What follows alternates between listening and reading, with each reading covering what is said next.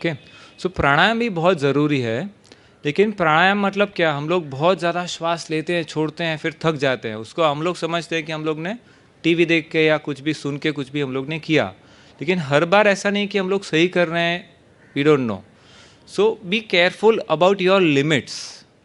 ठीक है, अपना इंडिविजुअल लिमिट्स को खास ध्यान रखना है। आप प्राणायाम शुरू करो उसके पहले आप एक चीज़ खास करो। पहले आपने जो ये थोड़ा थोड़ा वार्म अप एक्सरसाइज स्ट्रेचिंग वगैरह कर लिया, फिर आपको 2 तकिए लेने हैं, बहुत सॉफ्ट वाले नहीं लेने हैं, थोड़ा सा नॉर्मल अपना जो रुई का होता है ऐसा जो लंबा सोने का तकिया है वो लेना है। उसको आपको बेड के ऊपर ऐसे सीधा रखना है, ठीक है। और ऊपर उसके टॉप एंड के ऊपर ऐसे टेढ़ा और एक तकिया रखना है। जो सीधा तकिया है उसके ऊपर आप पूरा लेट जाइए और अपना सिर है वो ऊपर वाले तकिए को आप रेस्टिंग के तरह से यूज़ कीजिए। तो क्या होगा, बैक के नीचे तकिए का सपोर्ट है लंबा ऐसे, ठीक है, और यहाँ पे आपका सिर के लिए सपोर्ट है।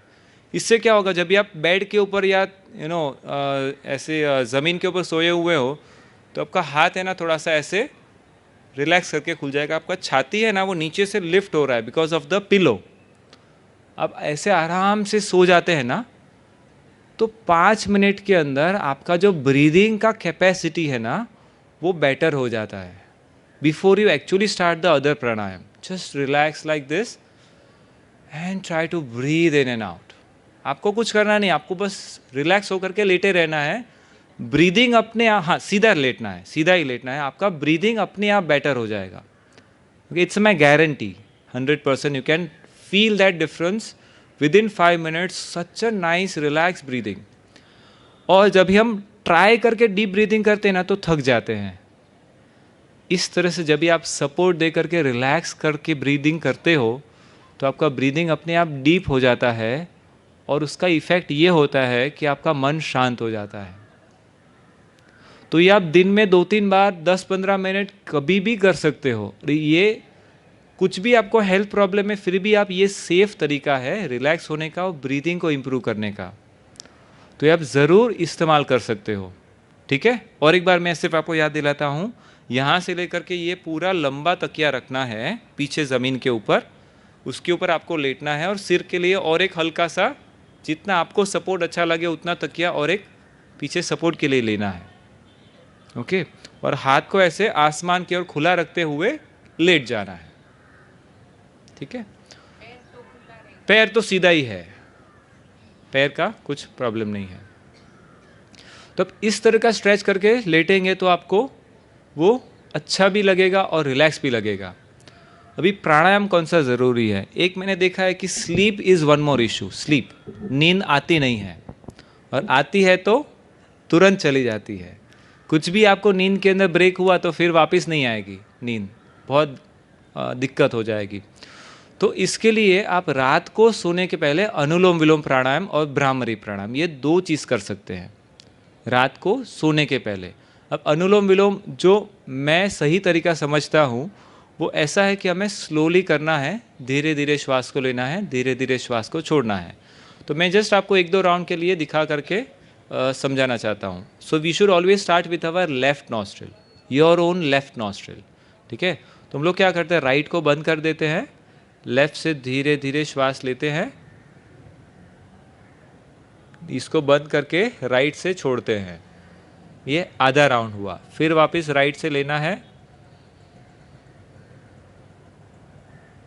फिर उसको बंद करके लेफ्ट से छोड़ना है। ये एक राउंड पूरा हुआ, लेफ्ट से शुरुआत किया, लेफ्ट पे ख़त्म किया। यहाँ पे कई बार मैं देखता हूँ गलती ये होती है कि लोग ज़ोर ज़ोर से लेना शुरू करते, तो आज आपका वो श्वास का आवाज़ आने लगता है। ठीक है, मेरे हिसाब से कुछ एज के बाद में ऐसा करना सही नहीं है। ठीक है, और नॉर्मली भी अगर आपको अच्छा इफेक्ट फील करना है ना तो आप इस तरह से फास्ट वाला मत कीजिए, शांति से कीजिए, बिल्कुल धीरे धीरे श्वास को लेना है।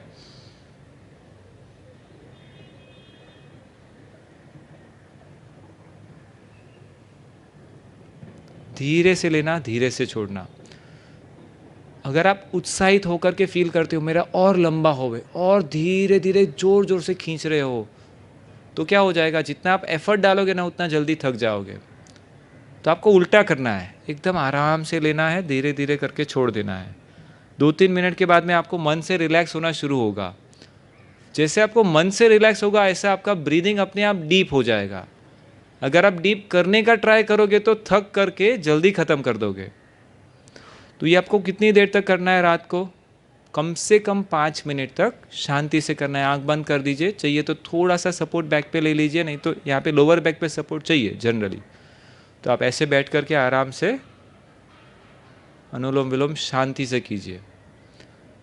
और ये करते हुए आपको रिलैक्स कभी फील होगा, आपकी आँख जो है ना, ये आँख यहाँ पे जो ये आईब्रो वगैरह है ना, आई लैशेस के ऊपर आपको वो क्वाइटनेस का इफेक्ट लगेगा। जब आपको फेस के ऊपर, आँखों के ऊपर रिलैक्स लग रहा है ना करते हुए,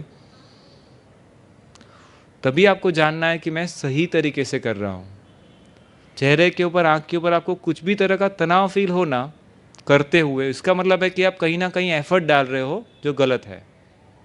ठीक है, इतना आराम से आप 5 मिनट तक करोगे, उसके बाद में भ्रामरी करोगे। तो भ्रामरी कैसे करना है, श्वास लेकर के हमें शांति से न कार का उच्चारण करना है, न मन के अंदर। जीभ हमारा एकदम आराम से यहाँ पे पीछे लगा हुआ है, रिलैक्स है।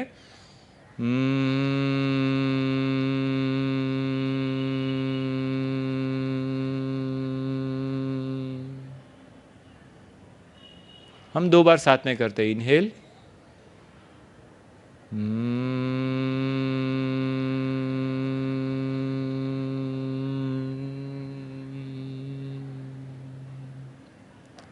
धीरे से श्वास भीतर,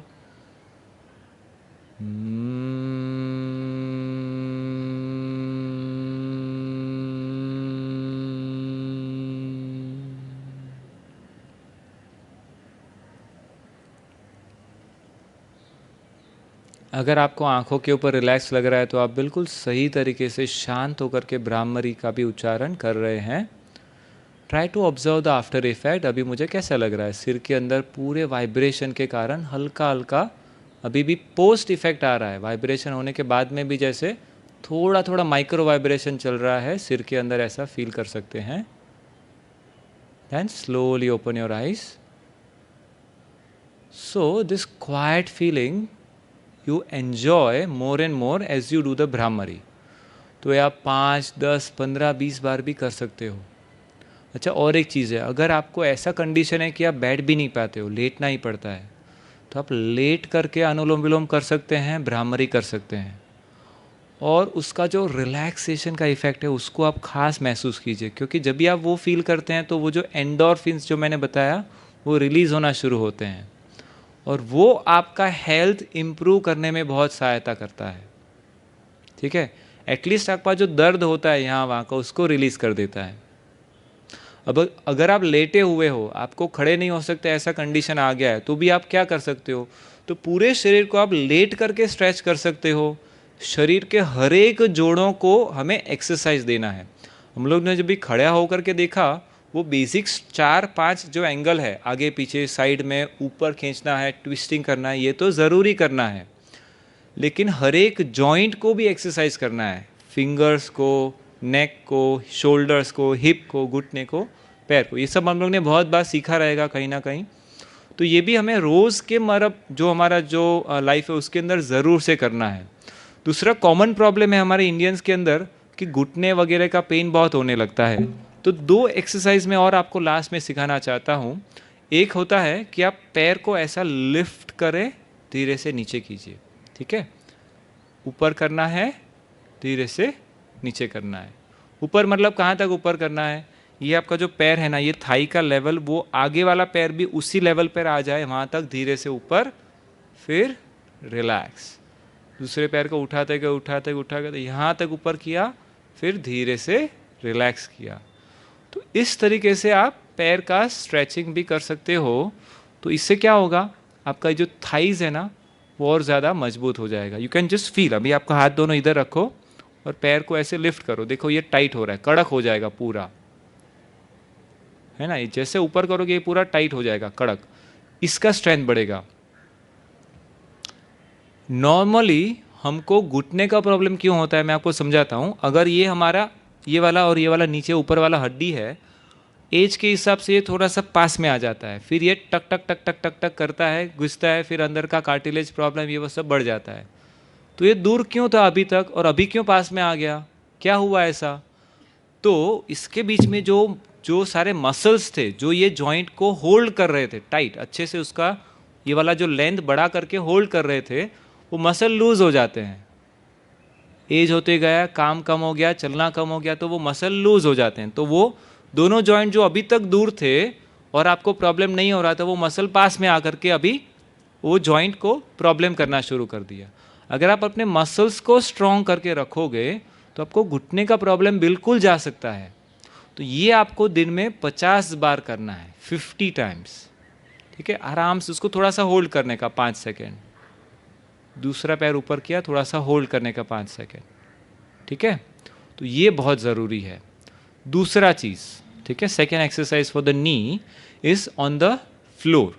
आप बेड के ऊपर बैठे हुए, ज़मीन के ऊपर पैर लंबे करके बैठे हुए हो, तो आपको पैर को सीधा करने के बाद में घुटनों को टाइट करके ज़मीन पे दबाना है, फिर ढीला करना है।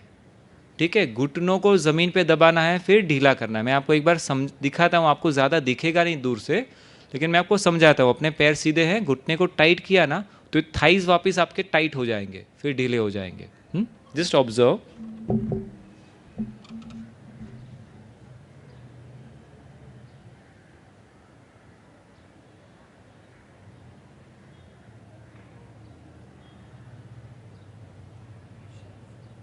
ठीक है, तो मैंने जो ये प्रैक्टिस किया उसमें मैं पैर वगैरह कुछ नहीं कर रहा था, सिर्फ मेरा ध्यान यहाँ पर था। घुटने को टाइट किया, थोड़ा सा होल्ड किया, फिर ढीला किया। ठीक है, इससे फ़ायदा क्या होता है, वापस हमारा ये जो थाइज है ना, these are called as a quadricep muscles. Quadricep muscles they get more and more strengthen. तो आपका घुटना एक बार ये आप 50 बार करेंगे, ये वाला 50 बार करेंगे, तो आपका इंश्योरेंस हो गया घुटने का। आधा से ज़्यादा प्रॉब्लम आप ऑलरेडी अवॉइड कर रहे हो। ठीक है, आपका कितना भी बड़ा अमाउंट का इंश्योरेंस हो ना, सफरिंग तो आपको ही करना है, वो आपको याद रखना है। So don't be lenient with your self कि अरे इंश्योरेंस है ना, छोड़ दो, ऑपरेशन तो ऐसे भी फ्री में होने वाला है। No, suffering is there, so don't underestimate. Whatever you can do for your health, no, do it and spend lot of proper time on your health improvement. कल हमारा session है spine के ऊपर, okay तो वो बहुत ही अच्छा session होने वाला है। आप लोग ज़रूर से सब लोग आना, और अगर आप और भी जो लोग को जानते हो अगर स्पाइन का प्रॉब्लम है, तो आप ज़रूर उनको भी इनवाइट करना, because will be seeing lot many exercise more for the spine also. मैंने आज जानबूझ कर कुछ चीज़ें नहीं ली है स्पाइन के लिए इतना, लेकिन कल आपको और भी ज़्यादा सीखने को मिलेगा। ओके, तो मेरा एक रिक्वेस्ट है आप सबसे। ओके, अभी जो आप लोग यहाँ तक आ गए हो, मतलब आप ऑलरेडी एक अच्छे हेल्थ के स्टेट में तो हो कि आप घूम फिर सकते हो, कहाँ पे जा सकते हो। So start to utilize this moment to become better. Okay, क्योंकि अभी आप नहीं जाओगे ना तो फिर, and knowing is not enough. अभी आपने लेक्चर अटेंड कर लिया तो कुछ नहीं होने वाला है उससे। आप आज से कुछ अपने लिए छोटा छोटा भी शुरू कर दो, तो उससे आपको बहुत अच्छा फ़ायदा होगा। Right, this is the most important thing. So, I really thank and I hope that some things you have been able to understand and absorb. And मेरा मेन मोटिव क्या है कि आप एक्सरसाइज तो बहुत सारा सीख सकते हो, नेट से सीख सकते हो, आपके ऑलरेडी सब गुरु टीचर्स रहेंगे, योग के शिक्षक रहेंगे, उनके पास से सीख सकते हो। लेकिन ज़रूरी है वो अपने आप में अंदर से कंफर्म हो जाना कि मैं रोज़ करूँगा, चलना बहुत ज़रूरी है। और एक जस्ट लास्ट बात है प्रोस्टेट के लिए, ये भी एक ओल्ड एज में होने वाला बहुत कॉमन प्रॉब्लम है। तो आपको बैठ करके जो बटरफ्लाई मूवमेंट अभी कॉमन है, आपने सबने किया ही सीखा ही है, तो butterfly movement is really helpful. लेकिन उसके साथ में मेरा एक्सपीरियंस है कि अगर आप मूल बंद लगा करके बटरफ्लाई करते हो, मतलब क्या, गुदाद्वार को अंदर की ओर ऊपर की ओर खींच के रखना। ठीक है, गुदाद्वार को अंदर की ओर खींच के रखना और फिर वो बटरफ्लाई को कंटिन्यू करना। That really helps a lot in prostate problem as well as all the genital problems, all the gynecological problems as well। तो लेडीज जेंट्स सबके लिए ये बहुत ज़रूरी है। तो ये आप ऐसे नहीं कि खाली बैठ के कर सकते हो, अभी आप लेटे हुए हो बेड के ऊपर तो भी आप पैर को पास में लेकर के you can start doing the butterfly. Okay, it is still so much effective, right? So I thank all of you that you have given me a patient hearing, and I wish all of you to have a really healthy, happy and enjoyable life. Thank you very much.